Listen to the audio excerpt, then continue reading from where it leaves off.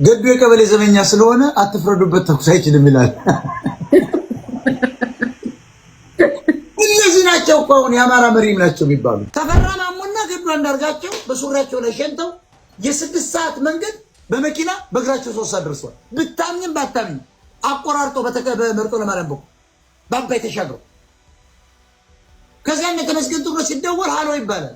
ኧረ እዚህ ናቸው ሲባል እንዴ ሰሜ እንዴት ነው እንዴ? አሁን እኮ በሬዲዮ አግኝተናቸዋል ከ4 ሰዓት በፊት 6 ሰዓት እኮ ነው የሚፈጅ በመኪና በዚህ ተዙሮ። ኧረ እነሱ አቆራርጦ 3 ሰዓት ገብተዋል። ማን ይመን? ደመቀ መኮንን ተደወለለት ምክትል ጠቅላይ ሚኒስትሩ ሄሎ ይባላል።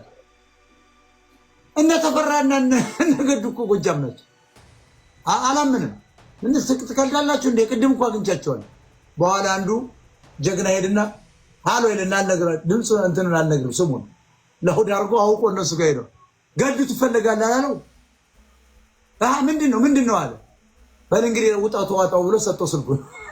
የት ነው ይለዋል። ተመስገን ጥሩ ነው መርጦ ለማርያም ነኝ አላለም። እንዴት ሆናችሁ ደረሳችሁ አሉ ደመቀ መኮንን። በ3 ሰዓት እንዴት ሆኖ ሄሊኮፕተር ራሱ አይደርስ።